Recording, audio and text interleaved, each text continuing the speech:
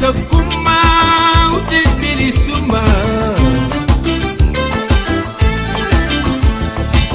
afaan oromoo hundi oromummaa afaan oromoo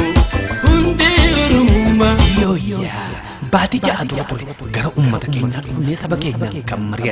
mariin keenya inni guddaanis afaan oromoo sabboontonni ilmaan oromoo qaqqaaliin lubbuu isaanii bakka buutii hin qabne irratti dabarsanii harka keenya ga'an guddisu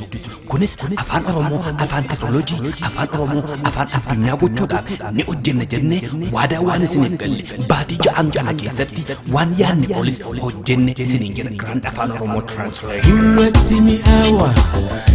Sagaleke cirracha bishani bay'inni jechake gurratti mi'aawa yaa'an sagaleke cirracha bishani bay'inni jechake kan rafe dammaqsa wayituuf walalonke lakkaawameen dhumu hiphuuf maqmaqsike baatii ja'a kana keessatti rakkoof gidiraan hin jiru jechuu miti rakkina hundumaa gargaarsa ummata keenyaan keessa dabarreerra kan dhufuuf jiru hundumaa saba keenya abdanna isiniin jedha Grand Afaan Oromoo Translation kanneen nu hafan fuula keenya dura jiran afaan oromoo afaan teknooloojii afaan oromoo afaan ammayyaa gugulliiwwan barsiisuudhaa fi waan xiqqootu nu hafe asirratti garuu gargaarsa keessantu nu barbaachisa yaadni keessan qabeenyi keessan dandeettiin keessan nu cinaa yoo dhaabbate waan raajii hojjenna isiniin jedha Grand Afaan Oromoo Translation kan rafadan maqsa wayituuf walalawke lakkaawameen dhumu hiphuuf maqmaqsike galmaadaa keenya egaa seenaa keenya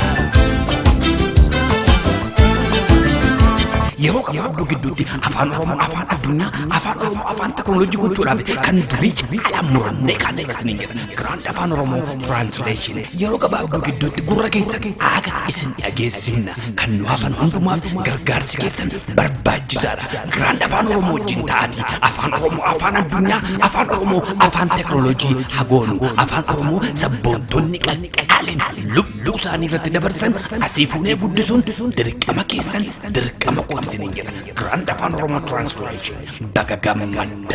kallacha tokkummaa hundi bilisummaa afaan oromoo hundi oromummaa afaan oromoo hundi oromummaa gurratti mi'aawa yaa'an sagaleke cirracha bishani bay'inni jechake gurratti mi'aawa yaa'an sagaleke cirracha bishani bay'inni jechake